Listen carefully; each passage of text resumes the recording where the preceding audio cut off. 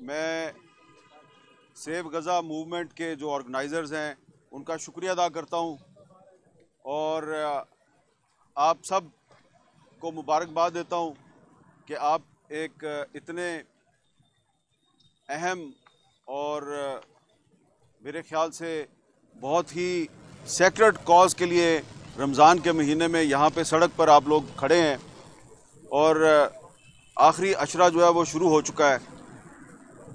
आखिरी अशरे में जिस्मानी ताकत भी कम हो जाती है, लेकिन इसके बावजूद आप लोग जो हैं यहाँ पे खड़े हैं। तो ये जो हम सब की यहाँ पे मौजूदगी है, इसका मकसद सिर्फ ये पैगाम देना है अपने फ़लस्तीनी भाइयों को कि हम आपके लिए बहुत ज़्यादा तो कुछ नहीं कर सकते, लेकिन कम अज़ कम हम इस मुश्किल घड़ी में आपके साथ इज़हार यकजहती ज़रूर कर रहे हैं। मैंने पिछले कई महीने में बहुत से गज़ा के मुतासरीन के लिए जो मार्च हुए, फ़लस्तीनी भाइयों के हक़ में सेमिनार्स हुए, वहाँ पे मैंने बहुत से लोगों की तकरीरें सुनी हैं और बहुत सी करारदादें पास की जाती हैं, हुकूमत से बहुत से मुतालबात किए जाते हैं, लेकिन अभी तक हम अपने जो आम पाकिस्तानी भाई बहन हैं उनको ये बावर कराने में अभी तक हम कामयाब नहीं हो सके कि हम अगर चाहें भी कुछ करना, अगर हम अपने डॉक्टर वहाँ पे भेजना चाहें भी, अगर हम इमदादी कामों के लिए वहाँ पे मुतासरीन की इमदाद के लिए वहाँ जाना चाहें तो हम नहीं जा सकते। मुतालबात करना, तकरीरें करना बड़ा आसान है, लेकिन जो ग्राउंड रियलिटी है वो इतनी खौफनाक है कि उसको बहुत से लोग बयान भी नहीं करते। यहाँ तक कि जो हमारे अरबाब इख्तियार हैं वो भी बयान नहीं करते। ये मेरे साथ खड़े हैं मुश्ताक अहमद खान साहब, किसी ना किसी तरीके से बतौर सेनेटर वीज़ा हासिल करके मिस्र तक पहुँच गए, गज़ा के बॉर्डर तक पहुँच गए। उसके बाद इन्होंने पूरी कोशिश की कि आगे उनको जाने की इजाज़त मिल जाए, लेकिन इनको इजाज़त नहीं मिली। इसमें कोई शक नहीं कि पाकिस्तान से जो इमदाद गई वो मिस्र के बॉर्डर तक पहुंच गई, गज़ा के बॉर्डर तक पहुंच गई, लेकिन जो पाकिस्तानी आगे जाके अपने हाथों से अपने फ़लस्तीनी भाइयों तक वो इमदाद पहुंचाना चाहते थे, उनको इजाज़त नहीं मिली। कुछ साल पहले मैं किसी ना किसी तरीके से गज़ा तक पहुंच गया था, लेकिन इस साल हमने बड़ी कोशिश की, पिछले साल हमने बड़ी कोशिश की कि हम दोबारा गज़ा जा सकें। यहाँ तक कि पाकिस्तान के दफ्तर ख़ारजा से पाकिस्तान के वज़ीर ख़ारजा ने मिस्र के वज़ीर ख़ारजा को कहा कि पाकिस्तानी सहाफ़ी हैं, ये सिर्फ़ वहाँ पे जो सूरत हाल है उसको देखने के लिए जाना चाहते हैं, इनको वीज़ा दे दें, लेकिन वीज़ा नहीं मिलता। और जब वीज़ा नहीं मिलता और आप किसी फ़लस्तीनियों के हक़ में किसी मुज़ाहरे में जाके शिरकत करते हैं, वहाँ पर आप उनके हक़ में नारे बुलंद करते हैं, और फिर जब आप पर FIR दर्ज हो जाती है, फिर आप उसकी जब मज़म्मत करते हैं तो आपके अपने ही कुछ पाकिस्तानी भाई जिनका ताल्लुक़ हुक्मरान तबके से होता है, वो फिर आपको ताना मारते हैं कि जाओ जाके फ़लस्तीनियों के साथ लड़ो, यहाँ पे हमारा दिमाग क्यों खा रहे हो। आपने देखा होगा इस किस्म के लोग हैं। एक तो आपकी तरह के लोग हैं ना जो यहाँ पे खड़े हैं रमज़ान के महीने में फ़लस्तीनियों के साथ यकजहती का इजहार कर रहे हैं, लेकिन आपके अंदर कुछ ऐसे लोग भी हैं जिनका ताल्लुक़ हुक्मरान तबके से है, जो अमीर लोग हैं और अपने नाम के साथ, अपनी तस्वीर के साथ आपको ताना मारते हैं, जाओ जाके फ़लस्तीनियों के लिए लड़ो। और एक साहब तो ऐसे हैं, उन्होंने मुश्ताक साहब को और मुझे ये चैलेंज दिया है कि तुम तैयारी पकड़ो, तुम्हें वीज़ा मैं लगवा के दूंगा, तुम्हारी गज़ा में एंट्री मैं करवाऊंगा, ठीक है। तो मुश्ताक साहब ने भी और मैंने भी, हमने कहा 100 बिस्मिल्लाह, हम तैयार हैं, आपकी मेहरबानी, आप हमारा वीज़ा लगवाएं और हमें गज़ा में एंट्री भी दिलवाएं। उसके बाद फिर हम आपको ये नहीं कहेंगे कि हमने वापस आना है,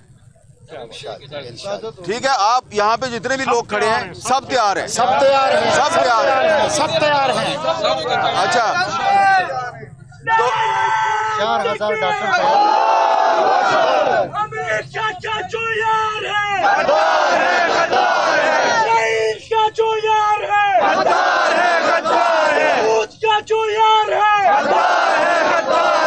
पाकिस्तान का मतलब क्या? ला इलाहा इल्लल्लाह। फ़लस्तीन से रिश्ता क्या? ला इलाहा इल्लल्लाह। महबूबियत से रिश्ता क्या? मदद का रिश्ता क्या? नारे तकबीर।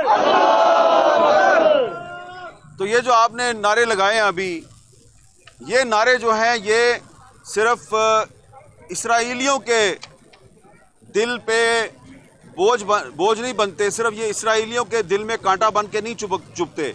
कुछ पाकिस्तान में भी ऐसे लोग हैं, पाकिस्तान में भी ऐसे लोग हैं जो कोई तो खुल के सामने आता है, कोई खुल के सामने नहीं आता। जो खुल के सामने नहीं आते,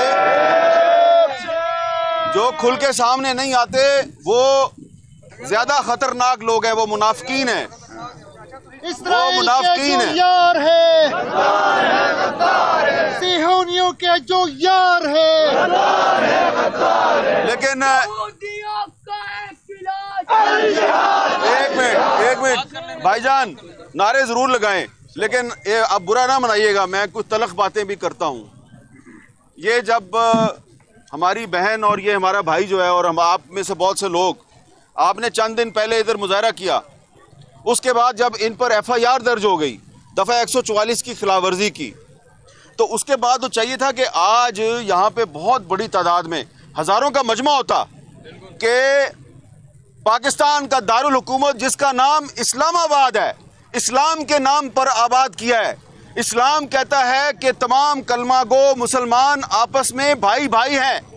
तो कुछ पाकिस्तानी भाई बहनों ने इस्लामाबाद में इस्लाम के नाम पर आबाद शहर में फ़लस्तीनियों के हक में आवाज़ बुलंद की, उन पर आपने मुकदमा दर्ज कर दिया। किसने दर्ज किया? इस्लामाबाद पुलिस ने।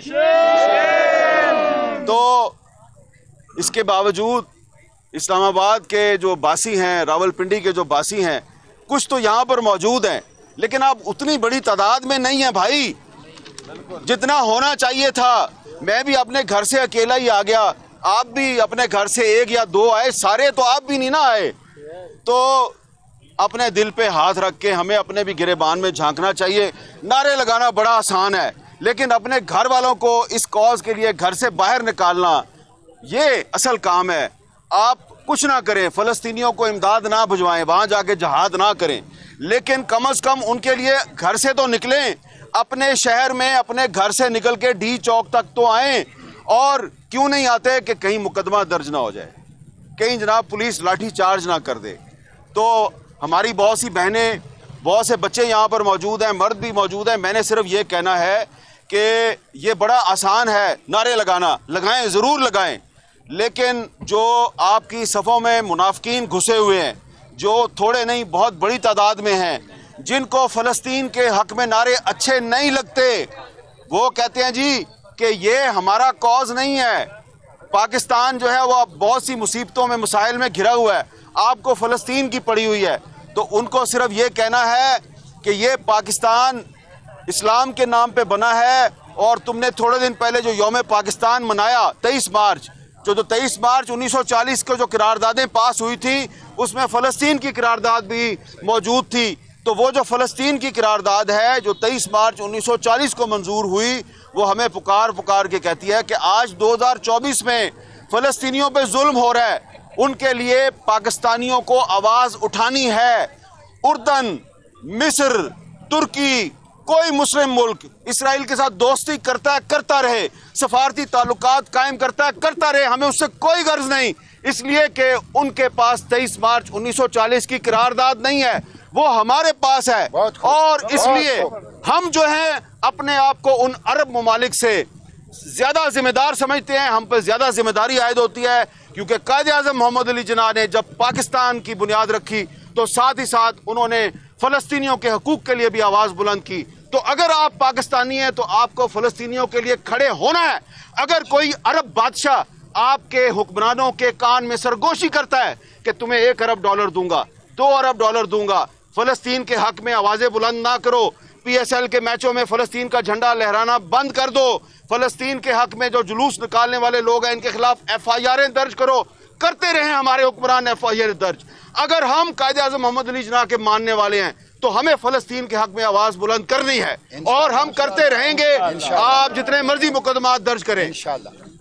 और सेव गज़ा कैंपेन के ज़ेरे एहतमाम कुछ करारदादें मंजूर हुई, कुछ मुतालबात हैं, मैं चाहूँगा कि वो मुतालबात भी आप तक पहुँचा दूँ। ये जो इज्तिमा है, इस इज्तिमा में मुतालबा किया जाता है कि फौरी तौर पर आलमी मुदाखलत और जंग बंदी का ऐलान किया जाए। यूनाइटेड नेशंस ने जंग बंदी की करारदाद तो मंजूर कर ली, लेकिन इसराइल उस पर अमल दरामद नहीं कर रहा। तो इसके बाद क्या होना चाहिए? अगर आप अफगानिस्तान पर पाबंदियां लगाते हैं तो इसराइल पर भी पाबंदियां लगाएं, लेकिन आपने इसराइल पे पाबंदियां नहीं लगाई। लिहाजा जंग बंदी की करारदाद पे अमल दरामद कराएं, वरना इसराइल पर पाबंदियां लगाएं। और बैनुल-अक़वामी अदालत इंसाफ में इसराइल के खिलाफ जनूबी अफ्रीका की तरफ से दायर किए गए नस्ल कुशी के मुकदमे में हुकूमत पाकिस्तान फरीक बनने के लिए एक बाज़ाब्ता टीम तश्कील दे। आपको मंजूर है? इस्लामी ताउन तंजीम OIC में इसराइल के जंगी जराइम पर कार्रवाई शुरू की जाए। क्या कार्रवाई? कम अज कम OIC इसराइल के साथ जिन इस्लामी ममालिक ने अपने दोस्ताना सफारती ताल्लुकात कायम किए हुए हैं, उनसे कह सकती है कि ताल्लुकात ख़त्म करो। आपको ये करारदाद मंजूर है? अमेरिका, बरतानिया, मुत्तहदा अरब अमारात, मिस्र और ममलकत सऊदी अरब के सफ़ीरों के साथ इजहार नाराज़गी करे, डिमॉर्श करे उनको। आपको मंजूर है? खुराक, अद्वियात और ज़रूरी सामान की खातिर ख़वा मिकदार में तरसील के लिए ज़मीनी और समुद्री रास्तों का ब्लॉकेट ख़त्म करवाए और ख़ुसूसी बहरी बेड़े फ्लोटिला की रवानगी का ऐलान करे। आपको मंजूर है? और अगर फ्लोटिला जाएगा तो आप फ्लोटिला के साथ जाएंगे? बहुत बहुत शुक्रिया।